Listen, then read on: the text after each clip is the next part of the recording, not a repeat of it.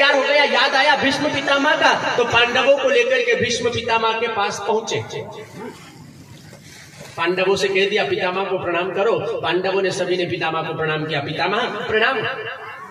युधिष्ठिर को आशीर्वाद दिया। युधिष्ठिर ने कहा पितामह आपके आशीर्वाद से मैं राजा बन गया, आप मुझे धर्म का पाठ पढ़ाओ, मैं राजा बन गया, अब कैसे मुझे जीवन जीना है ये बात मुझे आप सिखाओ। पितामह ने कहा बेटा एक बात का ध्यान रखना, तू राजा बन गया है ना, तो इस संसार में मेरी बात हमेशा याद रखना, कोई किसी का नहीं होता है। इस अनित्य संसार में वस्तु न कोई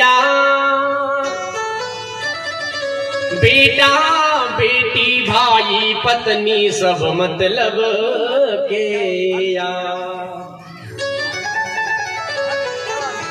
बेटा इस संसार में तू किसी के प्रेम पास में मत बंधना, किसी के प्रेम पास में मत उलझना, क्योंकि कोई किसी का नहीं होता, सब स्वार्थी है, नाते हैं सब रिश्ते स्वार्थी है, तू इनके चक्कर में मत पड़ना। और यदि तुझे किसी से आसक्ति बढ़ानी है, किसी से प्रेम बढ़ाना है, तो मेरी बात हमेशा ध्यान में रखना। तू किससे प्रेम करना? कथा कीर्तन करन की जाकी निस दिन री, निश्चय से दास से सदा कीजियो प्रीत। तुझे यदि किसी से प्रेम करना है, किसी को अपनाना है, तो जो भगवान की कथा करता हो, भगवान का भजन करता हो, भगवान की भक्ति करता हो, भगवान का पूजन करता हो, भगवान की सेवा करता हो, ऐसे भगवान के भक्त से तेरी प्रेम प्रीत जोड़ लेना, तो तेरी नैया उसके साथ भव से पार हो जाएगी। ये बात इतनी हुई थी कि द्रौपदी को हंसी आ गई। द्रौपदी को जैसे ही हंसी आई, पितामह ने पूछ लिया बेटी क्यों हंस रही हो? बोले नहीं पितामह कोई बात नहीं। तो पितामह ने कहा बेटा बड़े घराने की बहू बिना कारण नहीं हंसती है, और तू यहाँ हंस रही है, कोई तो बात होगी। बोले नहीं पितामह ऐसी कोई बात नहीं। बोले नहीं बेटी बताना होगा क्या बात है? हंसी खांसी फांसी तीनों मौत की निशानी है साहब। ज्यादा हंसना भी मौत की निशानी हो सकता है, ज्यादा खांसी भी मौत की निशानी है, और फांसी जाने के बाद तो राधे राधे बचने की संभावना ही खत्म। ज्यादा हंसना कैसे मौत की निशानी साहब? कई चौराहे पर आप बैठे हो मित्र लोग, और वहीं से आपका दुश्मन निकल रहा है, और जैसे ही आपका दुश्मन आपके सामने आए और उसे देखते ही आप हंस दो, संग्राम चालू। मुझे देख करके हंसा, मेरे ऊपर हंसी उड़ाता है, मेरी मजाक करता है, लड़ाई चालू हो गई। हंसी की वजह से ही द्रौपदी के शब्दों ने ये महाभारत का युद्ध करवाया। खांसी, बीड़ी पीकर खांस रहा है और मौत के आगे नाच रहा है। खूब बीड़ी पियो, एक बिंडल नहीं, दो बिंडल नहीं, 10 बिंडल रोज पियो, लेकिन कब तक पियो? जब तक बीड़ी पीते पीते खांसी नहीं चल रही। और जा दिन बीड़ी से खांसी चलने लग जाए उस दिन बीड़ी पर विराम लगा दो, रोक लगा दो, क्योंकि अब खांसी चल गई है, बहुत जल्दी राधे राधे हो जाएगी, इसलिए अब इसे कम कर दो। ज्यादा खांसी से टीबी की बीमारी भी हो सकती है साहब। और फांसी पर जाने के बाद तो राधे राधे बचने की संभावना नहीं, तो हंसी खांसी फांसी तीनों मौत की निशानी। अब द्रौपदी हंसी ना, तो पूछ लिया क्यों हंसी? तो द्रौपदी ने जवाब दिया पितामह आज मैं इसलिए हंस रही हूं कि आज मुझे वो दिन याद आ रहा है, आज तुम मेरे 5 पतियों को यहाँ धर्म का पाठ पढ़ा रहे हो, धर्म की मर्यादा सिखा रहे हो। उस दिन तुम्हारा ये ज्ञान कहाँ गया था? जब दुशासन भरी सभा में मुझे नंगी कर रहा था, उस दिन तुम्हारा धर्म कुछ बोला नहीं? उस दिन तुम्हारा ये ज्ञान तुम्हें याद आया नहीं, जो आज मेरे पतियों को ज्ञान का पाठ पढ़ा रहे हो? उस दिन कहां था तुम्हारा ये धर्म? पितामह ने कहा बेटी तू सच कहती है, मेरे हाथों गलती तो हुई है, उसी की सजा में भुगत रहा हूं, लेकिन बेटी जैसा हम खाएंगे अन्न वैसा होगा हमारा मदन दादा मन, जैसा पिएंगे हम पानी वैसी बोलेंगे हम। मैंने उस दुष्ट के घर का अन्न खाया, उस दुष्ट के घर का पानी पिया, सो मुझे उसी की वाणी बोलना पड़ा। बेटी मुझे क्षमा कर दो, लेकिन बेटी याद कर वो दिन जब पितामह के ऊपर द्रौपदी ने कलंक लगाया ना इस बात का, तो पितामह ने कहा, अरे माधव कहाँ हो तुम, कहाँ हो कृष्ण, ये तुम्हारी सखी मेरे ऊपर कलंक लगा रही है, कहाँ ये कृष्ण। बुलाया कृष्ण सामने आकर के, हाँ पितामह बोलो। बोले देख ये तेरी सखी मेरे ऊपर कलंक लगा रही है। बेटी याद कर वो दिन जिस दिन कृष्ण तुझे मेरे पास लेकर के आया था, यदि ये कृष्ण नहीं होता तो तेरे 5 पति कवि के रणभूमि में मार दिए गए होते हैं। पितामह युद्ध से पूर्व की बात, युद्ध चल रहा था उस समय की बात आज बतला रहे हैं बेटी। उस दिन एक समय की बात है, एक बार क्या हुआ, दुर्योधन ने मुझे सेना नायक बना दिया और कह दिया कि पांडवों को मार दो। मैं गया, युद्ध किया, युद्ध में मार करके नहीं लौटा ना, तो दुर्योधन ने मुझे खरी खोटी सुनाई। पितामह आप लड़ते हमारी ओर से हो, खाते हमारा हो, और आपका मन पांडवों की ओर होता है। आप बाण जरूर छोड़ते हो हमारा, लेकिन आपका मन पांडवों की ओर जाकर के बचा लेता है। आप युद्ध नहीं कर रहे ठीक से। बेटी मुझे जब खरी खोटी बात सुनाई गई ना, तो मैंने दुर्योधन से कहा, तू सुबह प्रातःकालीन तेरी पत्नी को ब्रह्म मुहूर्त में मेरे पास भेज देना, मैं उसे अखंड सौभाग्यवती का वरदान दे दूंगा, तुझे दुनिया की कोई ताकत मार नहीं पाएगी, और सवेरे सूर्य उदय होने के बाद पांडवों को मैं जाकर के मार दूंगा। बेटी दुर्योधन बड़ा प्रसन्न हुआ कि सुबह पितामह पांडवों को मार देंगे। दुर्योधन चला गया, चींटी के पग नूपुर बाजे। चींटी जो चलती है और चलने पर जो पैरों की आहट होती है ना, ये भी सरकार को सुनाई पड़ती है साहब। अब पितामह ने ये बात जब दुर्योधन से कही ना, तो कृष्ण के कानों में भनक पड़ गई। कृष्ण ने विचार किया, पांडवों को मेरे होते हुए यदि पितामह मार दे तो फिर मेरा होना ही बेकार है। पहुंच गए सीधे द्रौपदी के पास। द्रौपदी दर्पण कांच के सामने खड़ी होकर के अपना श्रृंगार कर रही थी, अपनी मांग में सिंदूर भर रही थी, और जैसे ही मांग में सिंदूर भरने के लिए हाथ बढ़ाया, इतने में कृष्ण ने आकर के कह दिया, अरे सखी जितना सिंदूर तुझे तेरी मांग में भरना है आज भर ले, कल तेरी मांग से ये सिंदूर हमेशा हमेशा के लिए पहुंच दिया जाएगा। द्रौपदी ने जब ये बात सुनी कि मेरी मांग से सिंदूर पहुंच दिया जाएगा, यानी मेरे पति को मार दिया जाएगा, हाथों से सिंदूर की डिब्बी गिर गई। साहब कहीं पर भी उल्लेख नहीं आता है, कहीं पर भी लेख नहीं आता है कि मांग हिंगड़ू से भरी जाए, कंकु से भरी जाए। जहां पर भी लेख आता है मांग सिंदूर से भरी जाती है, लेकिन मेरी माताओं को सिंदूर से मांग भरने में शर्म आती है। पहले मांग बड़ी होती थी और मांग छोटी होती थी, लेकिन अब मांग छोटी है और मांगने की मांग बहुत बड़ी है साहब। पहले की माताएं जो मांग भरती थी ना, ब्रह्मरंध्र, यहां से लेकर के ब्रह्मरंध्र तक मांग भरती थी, और पति से कुछ भी मांगती तो बहुत छोटी चीजें मांगती थी। आजकल की बहनें मांग ने छोटी सी भरती है, अब फैशन वाली कटिंग कंगी करती है और एक टिंड का उठाती है और नेक मांग भर लेती है।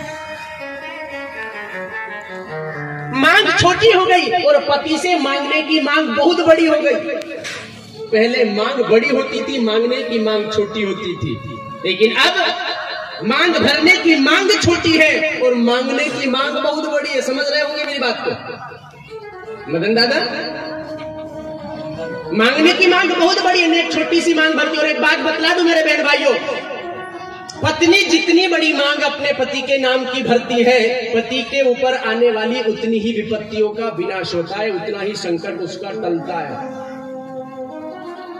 ये पहले की मैयाओं का ही प्रताप है कि आज भी सापा वाले बाबा दिखाई देते, नहीं तो अब सापा का जमाना गया साहब, अब सापा वाला नहीं दिखेगा, क्योंकि मांग छोटी हो गई है। इधर मांग यदि छोटी हो गई तो उधर बेचारा ज्यादा एक्सीडेंट में नहीं मरेगा तो कहां मरेगा, क्योंकि पति की लंबी आयु के लिए मांग भरी जाती थी। अब बेचारी मांग छोटी हो गई है तो पति की उम्र भी तो कम ही होगी।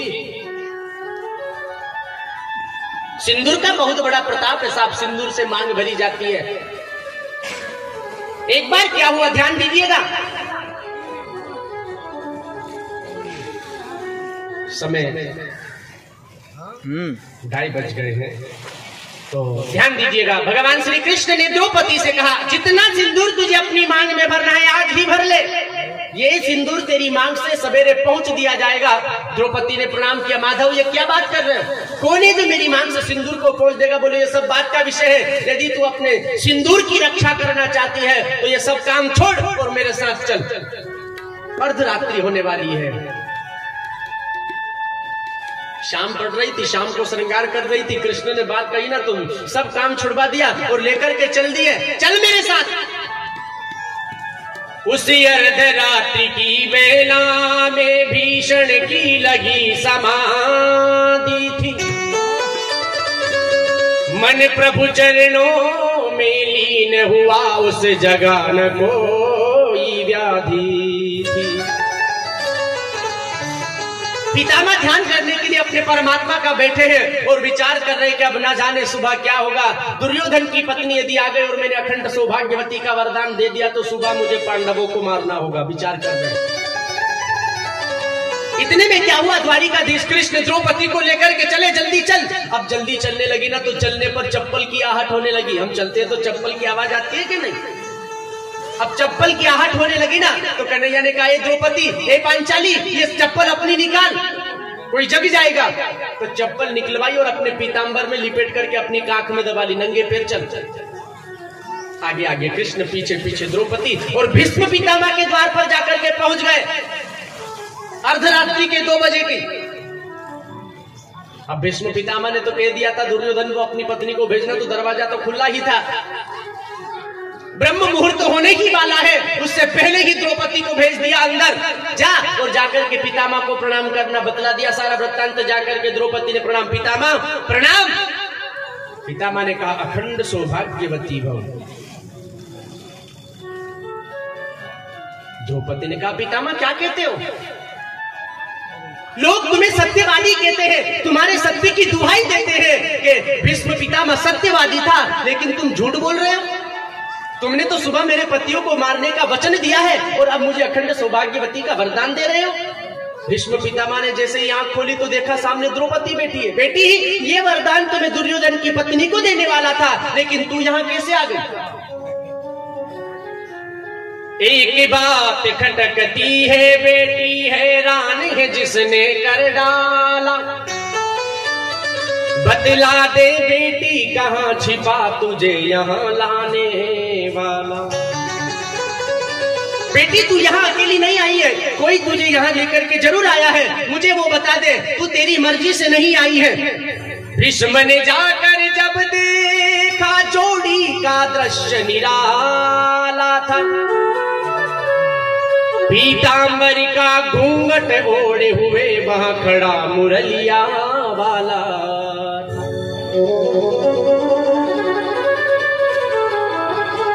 भीष्म पितामह उठे और द्वार पर दौड़ लगाई तो जाकर के देखा कि पितामह को देख नहीं रही है। घूंघट लिए एक युवती खड़ी है। पितामह ने विचार किया, ये कौन है? अरे बहन, अरे सखी, तू कौन है? बोलना। कन्हैया घूंघट लिए खड़ा है। कहते हैं पादुका द्रौपदी की थी पीतांबर के कोने में। प्रभु की करुणा देख कर लगे पितामह रोने में। पितामह ने जब देखा कि द्रौपदी की चरण पादुका भगवान के पीतांबर में लिपटी है और काख में बगल में दबी है, अपने आप को रोक नहीं पाए। आंखों से अश्रुओं की धार बहने लगी। बारे दयालु, इतना दयालु कि अपने भक्तों को बचाने के लिए उनकी चप्पल उठा रहा है। भला तेरे होते हुए कौन मार सकता है पांडव को? चरणों से जाकर लिपट गया, छलिया छलने को आया है। भक्तों की रक्षा करने को दासी का रूप बनाया। चरणों से जाकर के भीष्म पितामह लिपट गए। भगवान, आप यदि पांडवों की रक्षा के लिए खड़े हो तो भला मेरी क्या, दुनिया की किसी ऐसी ताकत नहीं है, शक्ति नहीं है जो तुम्हारे होते हुए पांडवों को मार दे। आप मुझे छलने के लिए आ गए। द्रौपदी से कह दिया, बेटी तेरे पतियों का बाल बांका नहीं होगा, तू चिंता मत कर, क्योंकि उनकी रक्षा करने वाला कृष्ण है। कृष्ण ने सारा पलटवार कर दिया है। सुबह तेरे पतियों को मरना था, लेकिन आज इस कृष्ण ने तेरे 5 पतियों को बचा लिया है। बेटी तेरे पतियों को कुछ नहीं होगा, जा। आज बाणों की सैया पर पड़े पड़े वो बात याद दिलाई और कहा, कृष्ण आज यदि तू नहीं होता तो ये पांडव मेरे सामने जीवित नहीं होते, और तेरी कृपा से ये पांडव बचे और ये द्रौपदी मेरे ऊपर कलंक लगा रही है।